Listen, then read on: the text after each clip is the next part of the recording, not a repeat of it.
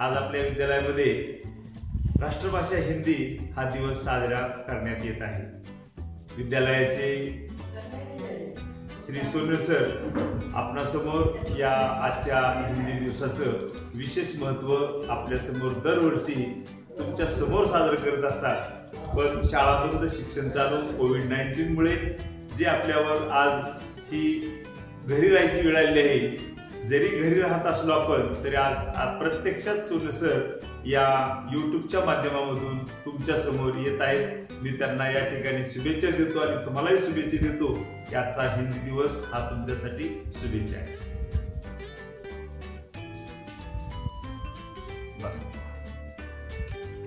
आज हमारे नूतन माध्यमिक विद्यालय के अंतर्गत हिंदी दिन के अवसर पर उपस्थित इस स्कूल के प्रधानाचार्य कैलाश जी काकड़े साहब और मेरे सहयोगी मित्र, भाषा एक ऐसा साधन है कि उसके द्वारा सभी जग को, सभी मानव जाति को और विश्व में होने वाले सभी घटक को भाषा के माध्यम से ज्ञान प्राप्त किया जाता है।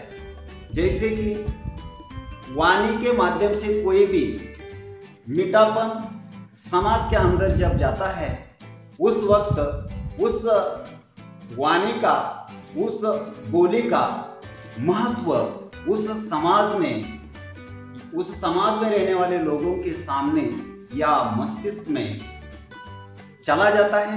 और कब बने, जब भाषा चुनी जाती है तो हमारे कि जिसने दे दी आजादी बापू खड्ग बिना ढाल, साबरमती के संत तूने कर दिया कमाल। भाषा के आंदोलन छेड़ने का काम महात्मा गांधी जी ने किया। उसने अपने पुत्र को वर्धा हिंदी दिन के अवसर पर भेज दिया और वहां के लोगों को संबोधित करने का अच्छा सा प्रयत्न उसके माध्यम से किया गया है। भाषा ये एक ऐसा साधन है, भाषा के द्वारा समाज यह बहुत ही अच्छा काम करता है। इस एक हिंदी दिन के अवसर पर मैं इस हिंदी भाषा का महत्व बढ़ाने वाला एक कोटेशन आपके सामने मैं प्रस्तुत करने जा रहा हूं। वह है, हम सबकी प्यारी लगती सबसे न्यारी। क्या कहा गया है मैंने?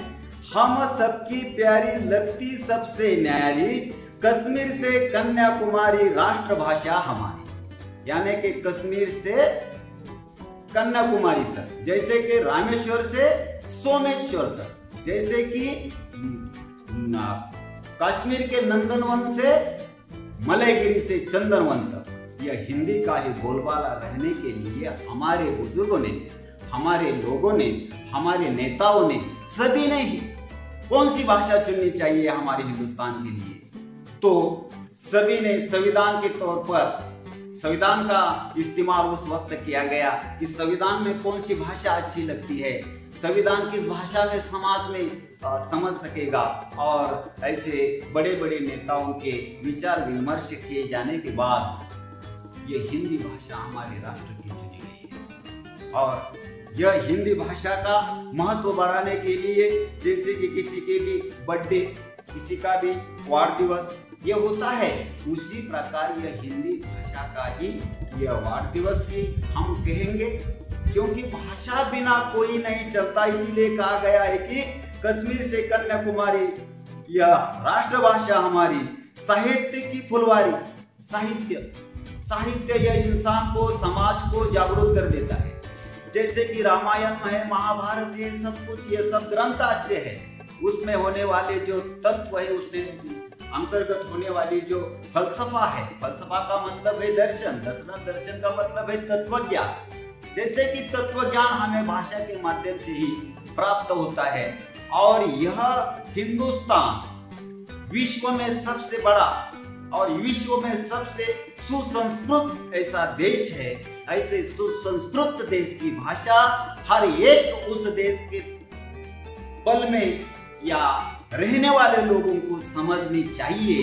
इसीलिए हमारे लोगों ने सब मिलकर, भाषा तो ढेर थी लेकिन हिंदी भाषा का ही इस्तेमाल किया गया और हिंदी भाषा ही राजकाज की होनी चाहिए।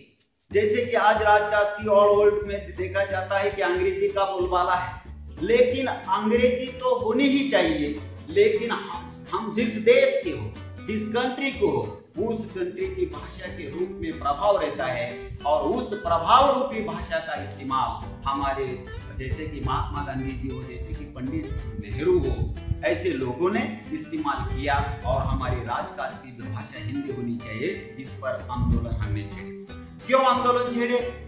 क्योंकि हमें अंग्रेजी का जब 5वीं कक्षा में जब आते हैं हम, उस वक्त हम शुरुआत करते हैं, लेकिन जब ये देवनागरी लिपि है, जैसे मराठी की लिपि देवनागरी है, हिंदी की लिपि देवनागरी है और हम महाराष्ट्र के अंदर पैदा होने वाले आदमी हैं, इसीलिए हमें उस भाषा का ज्यादा आकलन नहीं करना पड़ता। अंग्रेजी उससे तो बहुत आसान भाषा है, फिर भी हमें बहुत कठिन, बहुत उसमें समय देना पड़ता है, उसका स्पेलिंग यानी कि हम उसकी क्या कहेंगे हिंदी में कंठस्थ करना पड़ता है, तभी वह हमें प्राप्त होता है। लेकिन हिंदी भाषा ऐसी है कि गंवार इंसान भी अच्छा हिंदी बोल सकता है, इसीलिए हमारे हिंदुस्तान वासियों ने हिंदी को ही अपनाया है। आगे उस लेखक ने किया है कि साहित्य की फुलवारी है, सरल सुबोध है, सरल है, उसमें कोई कठिनाई महसूस नहीं होती। और अंग्रेजी से जंग जारी, यह अंग्रेजी भाषा के साथ जंग कर रही है। जंग का मतलब है युद्ध, यानी यह जंग कर रही है क्योंकि अंग्रेजी और वर्ल्ड की भाषा है, पूरी दुनिया की भाषा है, लेकिन पूरे लोगों को वह समझने लोग असमर्थता दिखाते हैं। लेकिन हिंदी भाषा जब मैं छात्रों के सामने, जब छात्रा और बुझने दोनों में जब अध्यापन अध्ययन की जब प्रक्रिया चलती है, उस वक्त तुम हमारे साथी है और मेरा छात्र भी वहां बैठा है। मैं कभी किताब का ज्यादा इस्तेमाल नहीं करता, मैं पूरा व्याकरण कोई भी किताब सामने दे रखते हुए भी छात्रों को पढ़ाता है, इसकी वो साक्ष्य। तो हिंदी का इस्तेमाल हर एक ने करना चाहिए। हिंदी भाषा बहुत ही आसान होती है और परसेंटेज के दृष्टि यानी कि परसेंटेज से दृष्टि से देखा जाए तो हिंदी जैसा ये जो विषय है वह परसेंटेज बढ़ा देता है।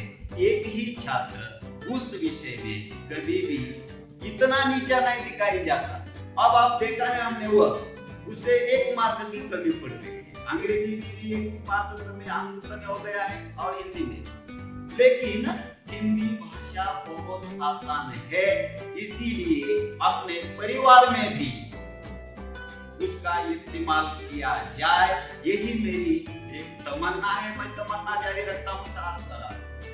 उत्तर माध्यमिक विद्यालय के अंदर हमारे मुख्य अध्यापक जी है, वह कभी कभी मैं देखता हूँ, मुझे बहुत आनंद होता है कि वे भी कभी कभी हिंदी का इस्तेमाल करते मैंने देखा है। इतने अच्छा तो हर एक, मैं तो पैसिलिस्ट हूँ उस भाषा का, इसीलिए मैं कोई भी कठिनाई सॉल्व कर देता हूँ। लेकिन हर एक ने भी अपने परिवार में अपने बच्चों के साथ अगर हिंदी भाषा में बोलचाल की तो अनायास उस बच्चे को भी हिंदी भाषा आ जाएगी और पूरा हिंदुस्तान हिंदी बोल जाएगा। यही आज के हिंदी दिन के अवसर पर मैं इतना ही आपको बता देता हूँ। मुझे मेरा पीरियड आपने अटेंड किया, मैं आपको भी धन्यवाद देता हूँ और मैं